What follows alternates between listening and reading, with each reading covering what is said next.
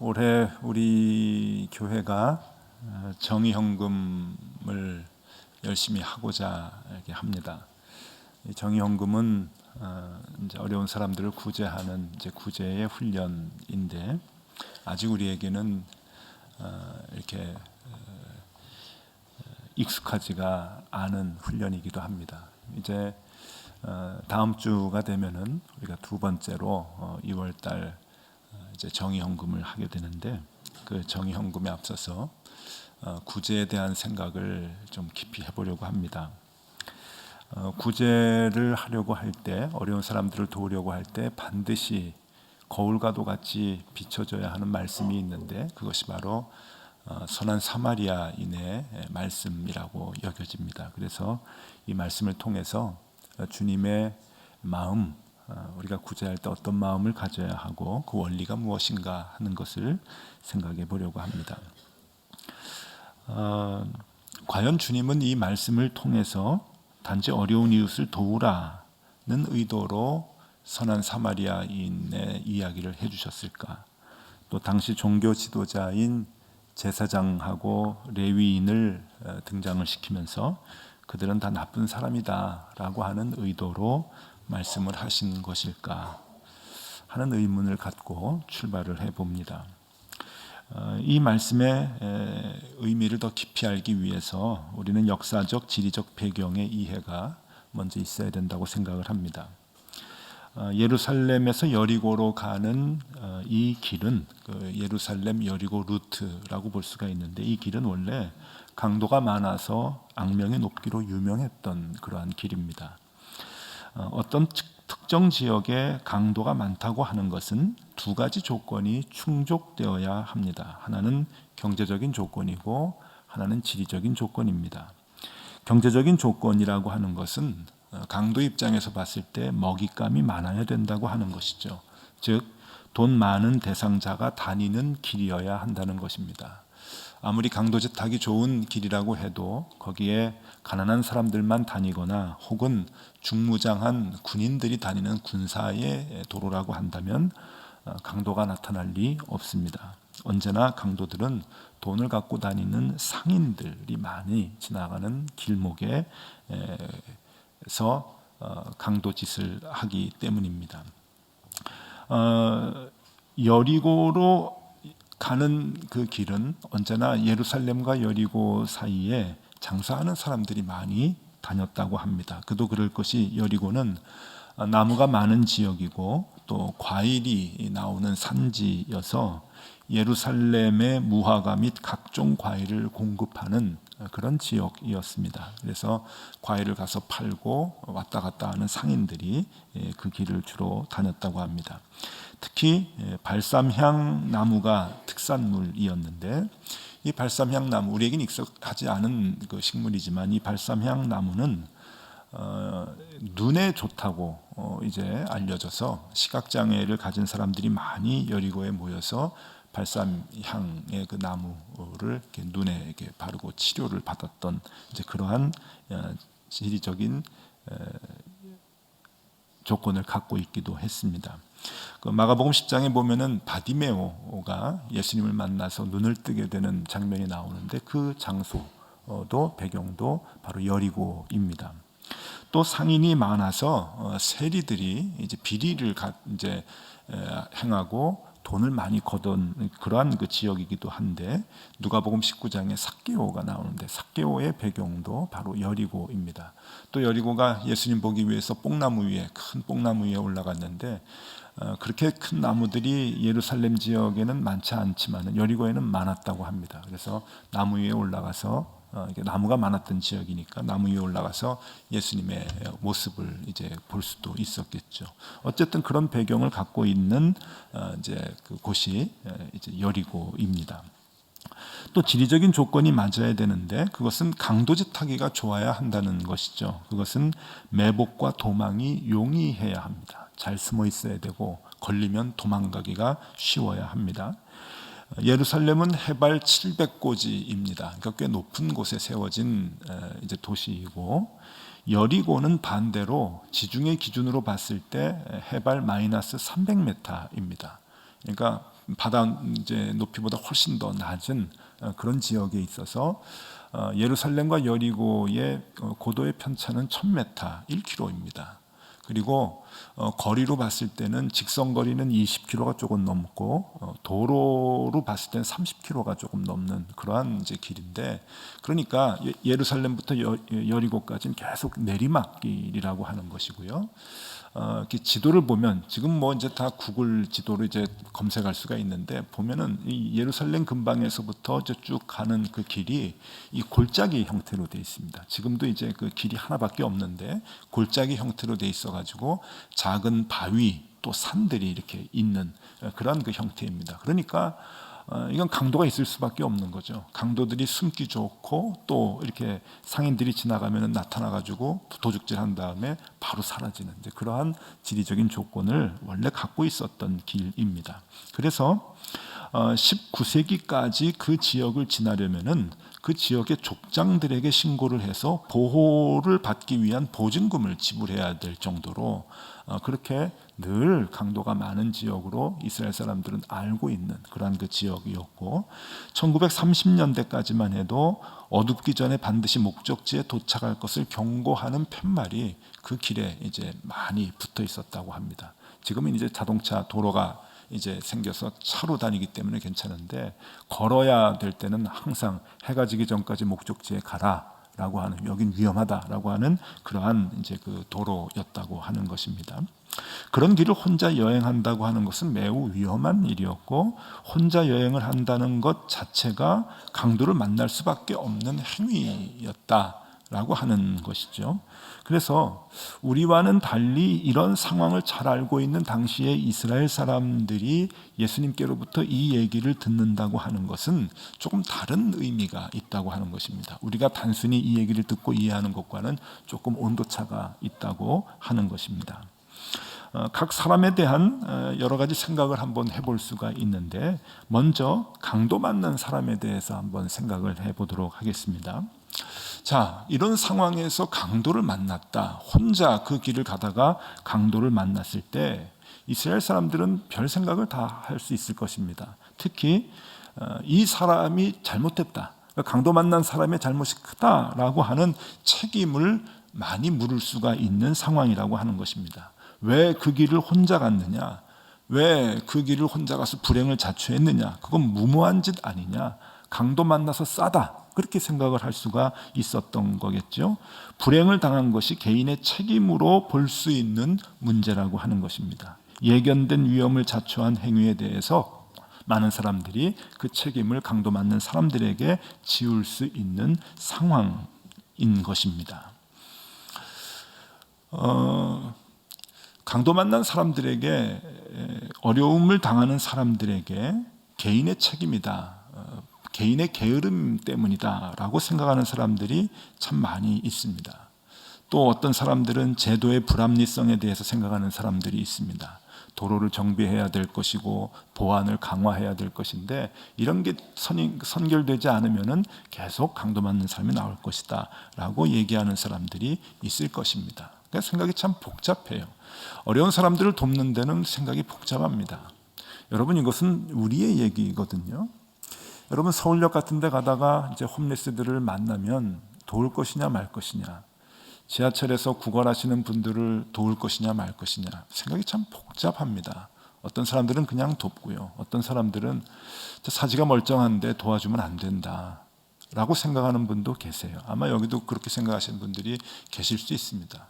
그 도와주면 도와줄수록 사람 망치는 거지, 그거 안 돼 라고 생각하는 분도 계시고, 또 어떤 사람들은 또 깊게 생각하셔서 이건 제도의 문제다, 사회 구조적인 모순의 문제다, 그러니까 사회를 개혁해야 된다, 변화시켜야 된다라고 생각하는 분도 계십니다. 법을 바꿔야 된다고 생각하는 분들도 계시죠.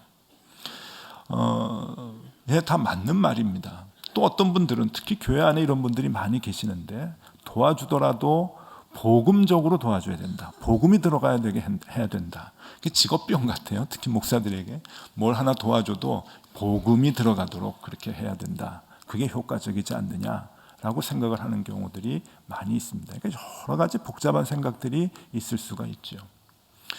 제가 일본에서 목회를 할 때 동경에서 동경에도 홈리스들이 참 많습니다. 서울보다 훨씬 더 많습니다. 동경의 홈리스들은 어디에 모여 있는가 하면은 우에노 공원이라고 하는 곳에 주로 모여 있는데 관광지이죠. 근데 관광지인데 가기가 참 힘들 만큼 냄새도 많이 나고 그렇습니다. 홈리스들이 너무 많으니까요. 홈리스들이 많아서 거기에 뭐 이제 텐트를 조그맣게 치고서는 잠을 자고 생활을 하는 사람들이 많이 있는데 그 사람들이 많다 보니까 그 사람들을 도와주는 선교 단체들도 있습니다. 일본에. 그럼 일주일에 한 번씩 우에노 공원에 가서 이제 식사를 한 끼 이제 해드리고 이제 나눠주고 하는 그런 그 봉사 단체들이 있는데 저도 있을 때 이제 간접적으로 그분들을 돕고, 그러니까 봉사 단체를 돕고 후원하고 이제 그런 일을 했습니다. 그래서 가끔 한 번씩 가보면은 조금 짜증이 날 때가 좀 있어요. 왜 그런가 하면은 밥 한 끼를 주는데 한 2시간 정도 땡볕에 이렇게 줄을 세워서 앉혀놓습니다. 밥을 주니까 다 와가지고 예배를 드려야 된다는 거예요. 기도하고 또 목사님 설교 말씀을 들어야 된다라고 하는데 일본 사람들 설교가 좀 길거든요. 그 긴 거를 땡볕에 앉아가지고 다 듣게 한 다음에 밥을 한 끼 주는데 뭘 주는가 하면은 주먹밥 하나 줍니다. 오네기리라고 하는 거. 막 화딱지가 나는 거예요. 저거 하나 주느라고 2시간 동안 예배를 드리게 하느냐. 그 단체는 의도를 갖고 하겠죠. 복음이 들어가야 된다라고 하는데 여러분 이거 참 복잡합니다. 이게 생각이 복잡해요. 하나님, 예수님께서 이 말씀을 하시면서 그런 복잡한 생각도 중요하지만 그냥 도와라 하는 말씀은 아닐까 하는 그 생각을 해보는 거예요. 그냥 도와라.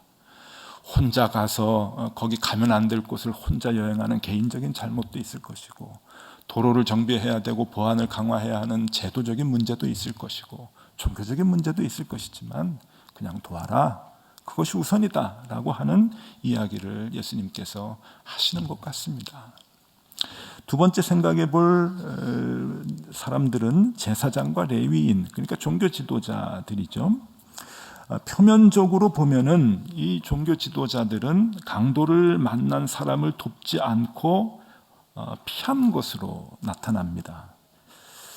그런데 한번 생각해 보면은 단순히 자신의 신변의 위협을 느껴서 그 자리를 황급히 피한 것일까 하는 의문을 가져볼 필요가 있는 것이죠. 왜냐하면은 그들이 적어도 타락했다고 하더라도 제사장이고 레위인인데 그들이 정말 자신의 신변의 위협을 느끼고 도망간 것일까 하는 겁니다. 그 생각을 하게끔 하는 중요한 단서가 있는데 30절에 보면은 거의 죽은 것을 그랬어요. 그러니까 거반 죽어 있는 거예요. 강도를 만나서 때려가지고 맞아서 강도들이 때려서 뭐 찔렸든지 거진 이제 죽어 있었던 거죠. 그러니까 보는 사람은 죽은 사람으로 볼 수가 있는 겁니다. 그런데 이 30절과 31절에 보면은 레위인이 피하여 지나가고 그렇게 이제 반복적으로 피하여 지나갔다고 얘기하고 있거든요.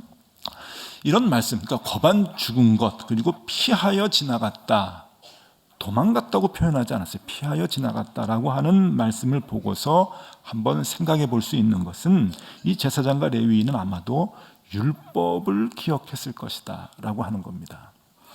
민수기 19장에 보면은 죽은 자를 어떻게 대해야 하는가라고 하는 율법이 나오게 되는데 11절에서 13절, 그러니까 민수기 19장 11절에서 13절에 이렇게 나옵니다. 제가 읽어드립니다.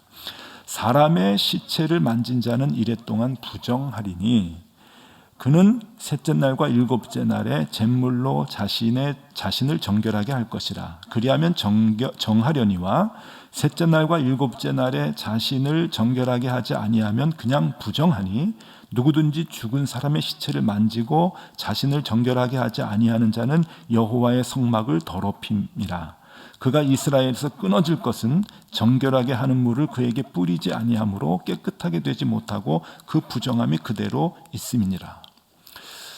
이게 좀 심각한 거예요. 그러니까 그 죽은 사람을 만지고 가까이 하는 것은 부정하게 되는 거예요. 그러면은 이 사람은 일주일 안에 정결한 예식을 이제 거해서 정결하게 돼야 되는데 그것이 제대로 되지 않으면 영원히 이스라엘에서 이제 이스라엘 백성에서 끊어지는 건데 이 사람들의 직업은 지금 제사장이고 레위인이거든요. 그러니까 제사를 집례하는 사람들입니다.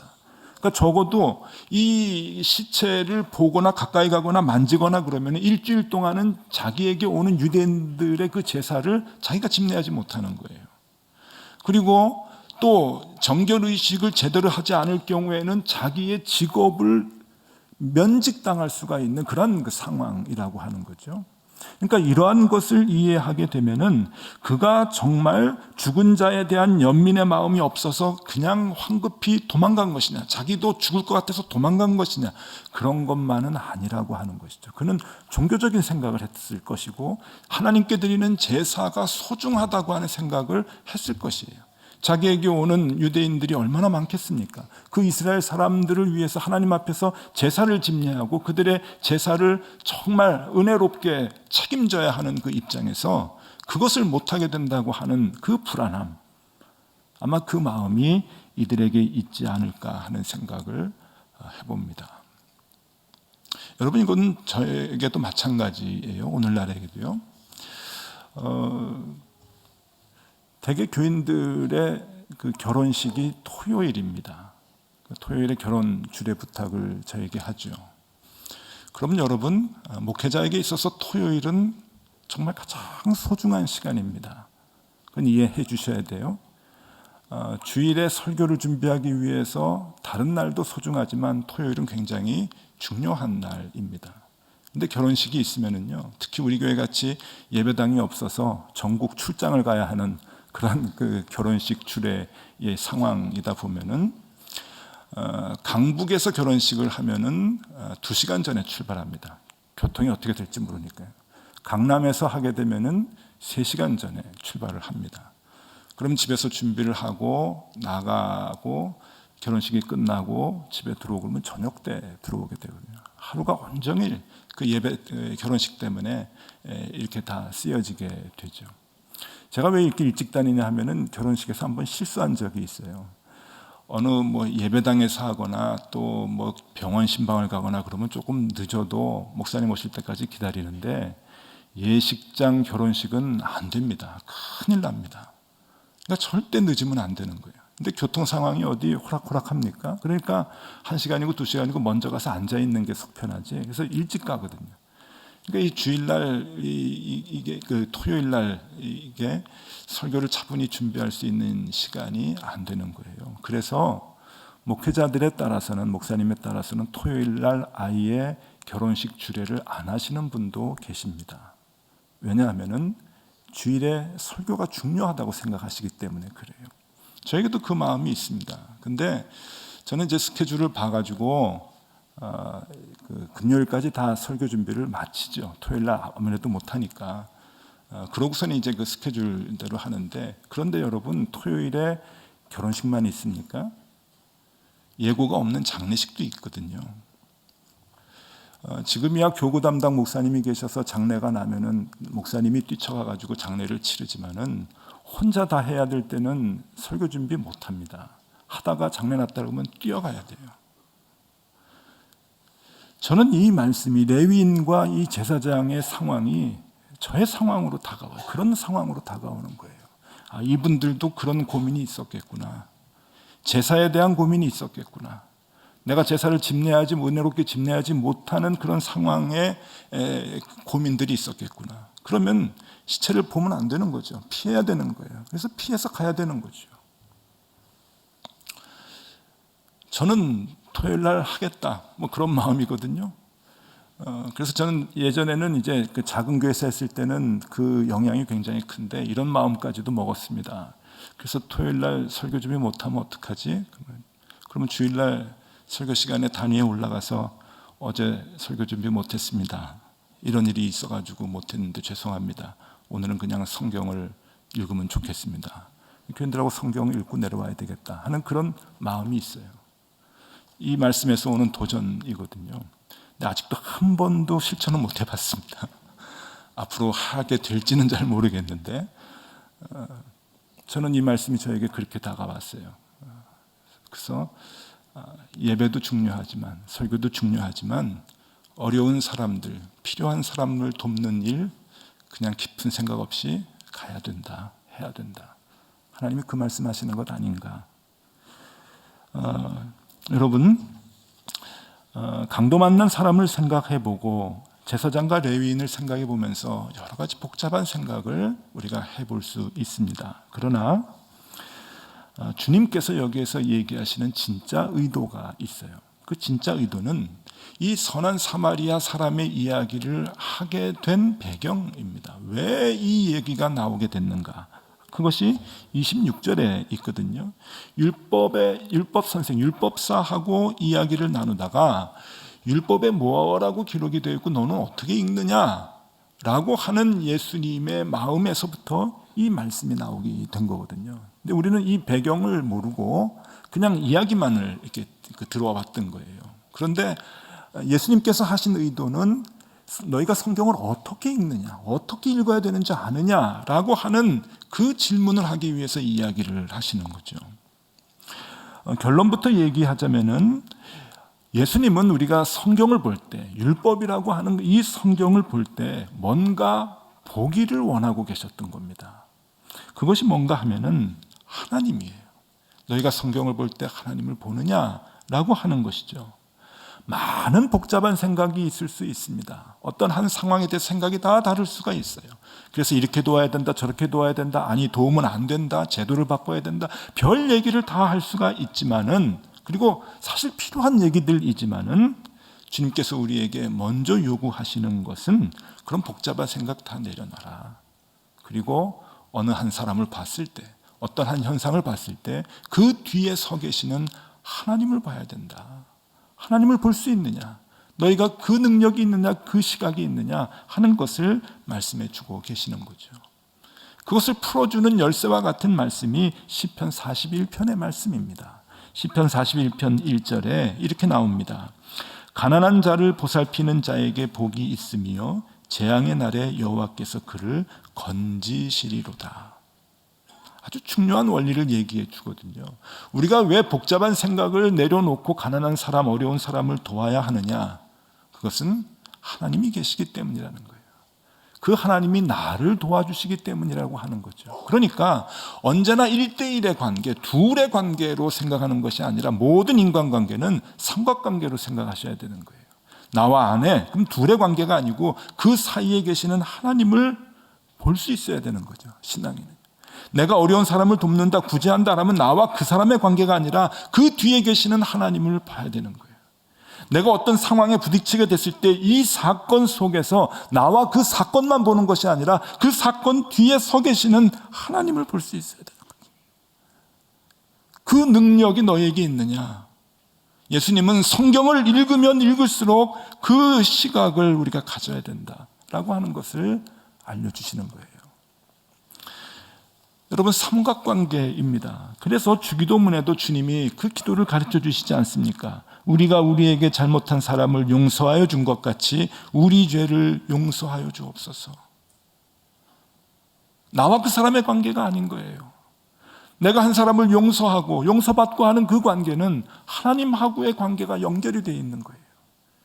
두 사람의 관계가 아니라 삼각관계라고 하는 눈에 보이지 않는 그 하나님을 볼 수 있는 것이 신앙이라고 하는 것이죠. 그래서 우리가 성경을 읽으면 읽을수록 그 하나님을 볼 수 있는 능력이 커져 나가는 것을 얘기합니다. 누가복음 10장 25절과 26절 선한 사마리아인의 이야기가 나오게 된 배경을 다시 한번 읽어드립니다. 어떤 율법 교사가 일어나 예수를 시험하여 이르되 선생님, 내가 무엇을 하여야 영생을 얻으리까? 예수께서 이르시되 율법에 무엇이라 기록되었으며 내가 어떻게 읽느냐? 어떻게 읽느냐? 성경에 뭐라고 기록되어 있으며 그 읽을 때마다 무슨 생각을 하느냐? 왜 성경의 가르침대로 행하지 않느냐라고 하는 질책이 아닙니다. 예수님은 성경을 읽을수록 우리가 하나님을 볼 수 있는가 하는 그 문제를 지적하고 계십니다. 한 사람 한 사람 뒤에 계시는 하나님의 모습을 네가 보느냐 하는 것이고, 성경을 읽으면 읽을수록 그 하나님을 볼 수 있는 능력이 커지느냐라고 하는 문제를 얘기하고 계시는 것입니다. 그래서 마태복음 5장 8절에 예수님은 이렇게 가르치십니다. 마음이 청결한 자는 복이 있나니 그들이 하나님을 볼 것이며. 마음이 청결한 자, 신앙이 깊어지면 깊어질수록 우리가 하나님을 볼 수 있다라고 하는 것을 얘기해 주시는 거죠. 이것이 복이다라고 말씀해 주고 있는 것입니다. 신앙적으로 산다고 하는 것이 무엇입니까? 자신의 구원의 삶을 누리고 즐기고 감사하는 것. 그래서 매주 교회에 모여 함께 구원의 기쁨을 누리는 자들과 함께 예배하고 교제하는 것. 그것이 행복이고 감사인 것 맞습니다. 그래서 그런 거룩하고 감사의 삶을 우리만 살 뿐 아니라 우리 자녀들에게도 이어지도록 노력하고 기도하는 것, 그 우리의 바람이고 소망입니다. 그런 삶이 축복된 삶이고 그 축복으로 우리를 주님이 늘 인도해 주시기를 소망하는 것이 우리의 바람입니다. 기도의 제목입니다. 우리는 그렇게 신앙생활을 해왔습니다. 그것이 좋은 신앙생활이라고 생각해 왔습니다. 그러나 성경은 우리에게 조금 다른 이야기를 합니다. 성경은 참된 신앙인의 삶은 그것과는 조금 반대라고 얘기합니다. 우리는 자꾸만 신앙인과 같이 생활해야 된다고 하는 자꾸만 좁아지는 시야를 갖게 되지만 주님은 성경을 읽으면 읽을수록 신앙이 커지면 커질수록 시야를 자꾸 넓히라고 얘기를 하죠. 시야가 넓어져서 그 사람들 뒤에, 사건들 뒤에 계시는 하나님까지 볼 수 있어야 한다고 이야기를 합니다. 사람은 나이가 먹을수록 시야가 좁아집니다. 교회 안으로, 교인들끼리, 그리고 그것이 신앙의 성숙이라고 얘기합니다. 그러나 하나님은 신앙의 성숙을 우리의 시야가 확대되는 것이라고 이야기하십니다. 우리의 시야가 모든 사람, 모든 사건으로 확대되는 것, 그리고 그 뒤에 서 계시는 하나님을 볼 수 있는 것, 그것이 신앙의 성장, 믿음의 생활이라고 말씀합니다. 이 작년에 정의헌금을 생각을 하면서 마음이 자꾸 이렇게 뜨거워졌어요. 정의헌금을 꼭 해야 되겠다. 근데 이제 걱정이 있는 거예요. 걱정. 그 걱정은 여러분들이 하는 걱정보다 제 걱정이 훨씬 더 무게가 크다고 생각하는데 그것은 교회 재정에 대한 타격. 분명히 한 달에 한 주 헌금을 안 하면 재정이 많이 줄어들 텐데, 교회 운영하는 헌금 수입이 많이 줄어들 텐데 그것을 어떻게 감당할 것인가 하는 것은 제가 풀어야 하는 큰 숙제였어요. 그냥 지금 우스갯소리로 쉽게 아예 더 많이 내실 거예요, 교인들이 헌금 절대 줄지 않을 거예요 라고 큰 소리를 치지만 이게 큰 소리 칠 수 있는 문제가 아닙니다. 여러분 물리적으로 생각을 해보세요. 한 달에 한 주를 헌금을 안 걷는데 헌금이 왜 더 늘겠습니까? 그냥 유지되면 기적인 거죠. 줄 수 있을 거예요. 그것은 교회를 책임지고 있는 담임 목사에게는 엄청난 데미지입니다. 그 복잡한 생각이 드는 거예요. 이걸 어떻게 해야 되냐? 훈련을 잘 시켜가지고 해야 될까? 11조 헌금을 빠짐없이 다 내라고 한 다음에 훈련한 다음에 해야 되는가? 별 생각이 다 드는데 그때 저에게 복잡한 생각을 내려놓게 했던 말씀이 선한 사마리아 사람이에요. 여러분들은 선한 사마리아 사람에게 은혜를 받았겠지만 저는 제사장과 레위인에게 은혜를 받았어요. 이게 제 모습이더라고요. 교회도 중요해요. 재정이 부족하지 않게 거치는 것도 중요하겠죠. 교회가 잘 운영이 되고 예배 시간마다 은혜롭게 예배 드리는 것도 중요하겠다고 생각이 들어요. 제 책임이니까. 그런데 제사장과 레위인을 보면서 예수님께서 하시는 말씀이 저에게 하시는 말씀 같았어요. 그들도 제사를 생각했고 그들도 제사를 드리기 위해서 모이는 유대인들을 생각했겠지만은 복잡한 생각 내려놔라. 그 뒤에 계시는 하나님을 보자. 하나님. 어려운 사람들 뒤에 계시는 그 하나님.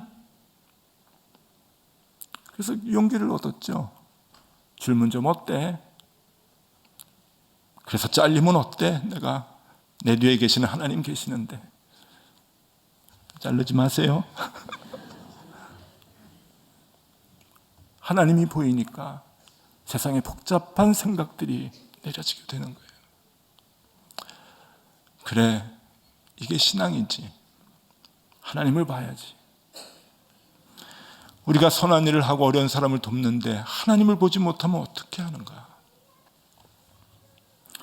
여러분, 성경을 읽으면서 우리가 가져야 할 마음이 무엇입니까? 매일 성경을 보면서 우리는 무엇을 봅니까? 오늘도 주님은 우리에게 이렇게 말씀하십니다. 성경에 무엇이라 기록되어 있으며 내가 어떻게 읽느냐? 선한 이웃이 되라는 말씀 때문에 선한 이웃이 되어야 하는 것이 아닙니다. 성경을 읽으며 신앙이 성숙해지면서 자꾸만 하나님을 볼 때, 그래서 하나님이 자꾸만 보여질 때, 그것이 바로 나도 모르게 선한 이웃이 되어가는 것입니다. 하나님은 그것을 원하고 계십니다. 그렇게 말씀 속에서 하나님을 보고 또 만나는 사람과 내가 만나는 모든 상황 속에서 하나님을 볼 수 있는 저 여러분들이 되셨으면 좋겠습니다. 기도하겠습니다.